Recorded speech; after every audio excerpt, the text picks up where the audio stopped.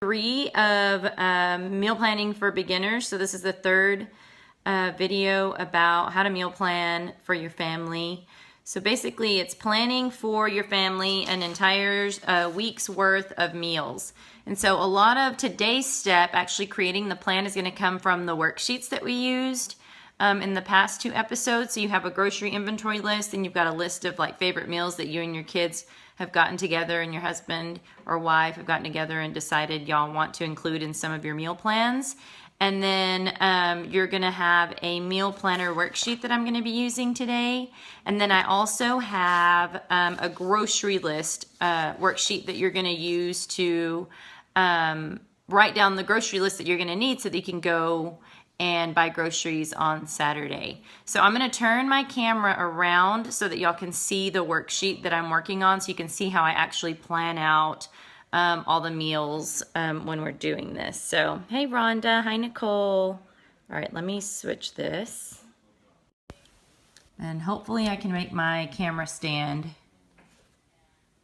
stay here. Woohoo, okay, there we go. Okay. So on the first episode, we talked about creating a grocery inventory. And so here's the worksheet that I provided. And then here's some of our groceries that we have in the pantry. And then on the back of that, I wrote down some favorite meals that my kids have mentioned that they like to have. And these aren't all necessarily healthy meals at this point. I'm just kind of trying to get the generic method of how to meal plan.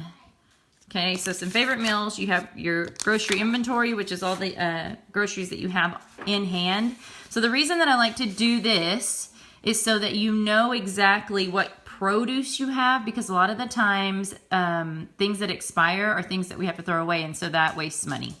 And so that's why I create the grocery inventory first. So if I know that I have squash and it's going to go bad pretty soon, or broccoli, then I need to add meals that we're going to use those for. So here's my family meal planner. So it's got each day, so Monday, Tuesday, Wednesday, and then we go all the way to Sunday. So we'll start with Monday.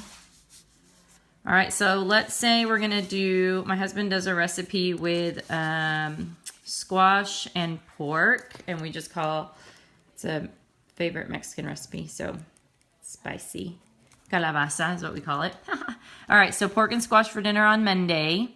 And normally what we do, especially when we're trying to eat healthy, is whatever we make for dinner, my husband and I will make enough so that both of us have enough for lunch the next day. So I left off a lunch thing on here. Okay, I'm gonna cross out this lunch. Sorry, I messed that up. I'll fix it. All right, so for lunch, then I would put pork and squash, because that's what we're having for lunch. The kids usually will pack their own lunch, or they'll grab something in their cafeterias. Aubrey's 6, and so she usually eats in the cafeteria at school. Okay, so then you go to dinner 2. And let's say the kids want to have a Taco Tuesday. So then you write that down. Okay, and then you're making enough always for lunch, which is what should have gone here.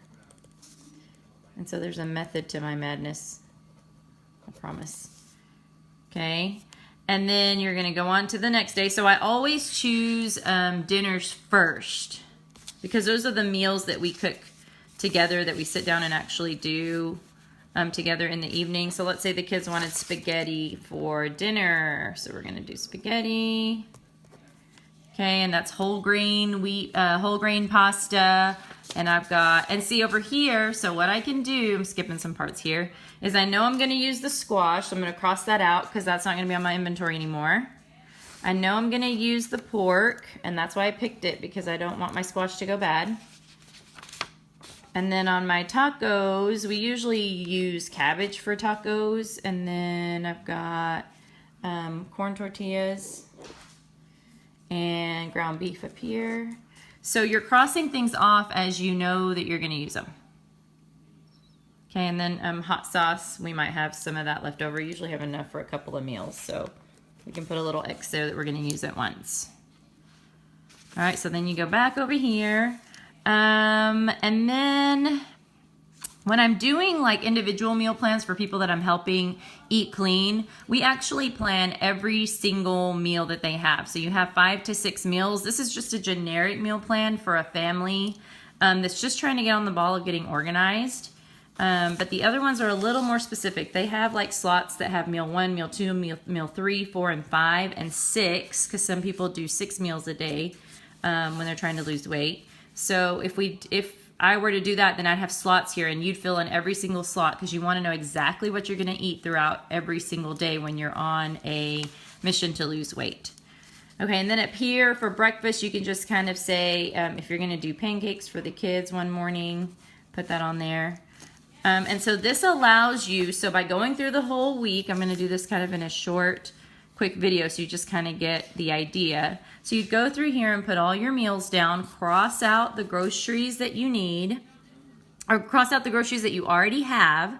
So your inventory is taken out, but then you're also adding to a grocery list. So after, what I usually do is I plan it all out, so the 7 days completely planned out, and then I turn around and grab my grocery list worksheet, and then I start writing down. And that one's gonna look exactly like this one, except it's gonna say grocery list at the top. So this is the one that you would take to the grocery store, so you know exactly what you're gonna buy, and there's no frivolous spending and just throwing things in the basket and so on and so forth. Okay, so meal planner, you got a grocery inventory list so that you know exactly what you have when you start planning, and you try to use those groceries that might go bad before they actually do, because we end up throwing so much produce away if we don't do it this way. And then, I mean, bread can go, if you don't use it, it'll mold. Milk, you know, all this dairy stuff, it can go bad. So it helps us stay on track with using the groceries that we already have. And then you'll plan it here. And then on tomorrow's video, what I'll do is we'll go through and actually create the grocery list from a completed meal planner. And then when you do that, then you'll have a complete grocery list to be able to go and buy your groceries from. And then you're set and you'll be ready for an entire week once you sit down and actually plan it out. And so these worksheets that I'm using right here, I'm actually providing them for free on my blog page. And so what I'm going to do is, once I'm finished with the week, all my mini series, once I finish it, then I'm going to bundle them up in one document so that it's available for everybody to download as they need to, if this is something that they want to do, so that you can get your family's meal plan organized, and you'll save money, you'll save waste, you're going to reduce stress, you're going to know exactly what you're going to have every night, so there's no arguing about what's for dinner. Everyone's going to know.